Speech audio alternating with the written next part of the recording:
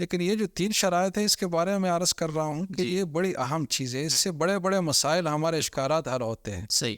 اس سے ایک بڑا اشکال تو یہ حل ہوتا ہے، آپ نے سنا ہوگا لوگ کہتے ہیں کہ اسلام زندہ ہوتا ہے ہر کربلا کے بعد. جی.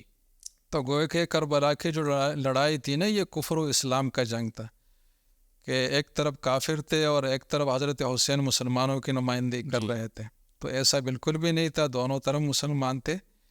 اور یزید بھی کافر نہیں تھا، اس کی حکومت کے جو لوگ تھے وہ بھی کافر نہیں تھے، ظالم تھے، فاجر تھے، فاسق تھے، حکمرانی کے لیے اہل نہیں تھے، ان کو نہیں آنا چاہیے تھا.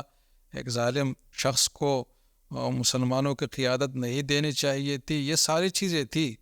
اور حضرت حسین نے ایک نااہل کے سامنے اور اس کو اس عہدے کو اہل تک پہنچانے کے لیے یہ اقدام کیا. یہ کفر و اسلام کی لڑائی نہیں تھی بہرحال. صحیح. ورنہ اگر یہ کفر و اسلام کا جنگ ہوتا تو آپ خود بتائیں کہ حضرت حسین یہ کہہ سکتے تھے کفر و اسلام کی لڑائی میں کہ بھائی مجھے واپس مدینہ جانے دیا جائے، میں اپنا کام کروں گا، یا مجھے دور کے سرحدات پر بھیجا جائے تاکہ میں کفار سے لڑوں. اگر یہ کفر و اسلام کی لڑائی تھی تو یہی کفار تھے نا، انہیں سے لڑتے ہیں، تو دور کے لیے کیا ضرورت تھی؟ یا میں یزید سے ڈائریکٹ اپنے معاملات طے کروں. تو یہ 3 شرائط بڑی وضاحت کے ساتھ بتاتی ہے کہ کفر اسلام والی بات غلط ہے، اس کو یہ رنگ دینا ہی غلط ہے.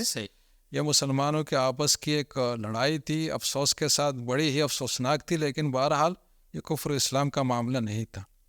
اور اس سے کوئی بڑا کریڈٹ آپ مطلب دلانے کی کوشش کرے تو وہ ملتا بھی نہیں ہے، کیونکہ صورتحال اس کے مطابق نہیں ہے بہرحال جیسے بھی ہے. دوسری ان 3 شرائط سے اہم بات یہ نکلتی ہے جو پہلے میں نے عرض کیا کہ کچھ لوگ اہل سنت میں سے کچھ شاذ و نادر کچھ لوگ یہ کہہ رہے ہیں کہ حضرت حسین نے جو کچھ کیا تھا یہ باغیانہ اقدام تھا، تو باغی کا تو یہی حکم ہے. تو اس بات کو تو ہم نے نفی کر لی کہ بغاوت ایک طے شدہ اور تشکیل شدہ حکومت کے خلاف ہوتی ہے. جب پراسس میں ہو تو حضرت حسین اپنا حصہ اس میں ڈال سکتے تھے، اور بات ابھی تک پراسس میں ہی تھی. سب لوگ یہی سمجھ رہے تھے، کوفہ والے بھی، جو لوگ خطوط لکھ رہے تھے، سب چیزیں. ورنہ ایک حکمران اگر بن گیا ہے تو پھر بعد میں تو کسی کی ہمت نہیں تھی. تو یہ سارا سیناریو ہی اسی صورتحال کا تھا کہ پراسس کے تحت چیزیں چل رہی تھی. تو حضرت حسین کا اقدام کسی مستحکم حکومت کے خلاف نہیں تھا، بلکہ ایک خالی منصب کو ایک اہل کے حوالہ کرنے کے لیے جدوجہد تھی. لیکن بالفرض، میں بالفرض کا لفظ استعمال کر رہا ہوں، کہ اگر ہم مان بھی لیں سپوز ٹو کہ یہ بغاوت تھی، تو جب حضرت حسین نے 3 شرائط رکھ لی کہ مجھے واپس جانے دیا جائے، میں لڑوں گا نہیں، مجھے دور کے سرحدات پر بھیجا جائے، مجھے ڈائریکٹ ایکسیس دیا جائے، تو پھر بغاوت کہاں رہی؟ وہ تو ختم ہو گئی.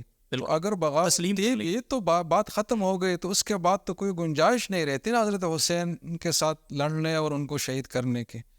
تو یقیناً ان کی جو شہادت ہوئی ہے مظلومانہ ہوئی ہے.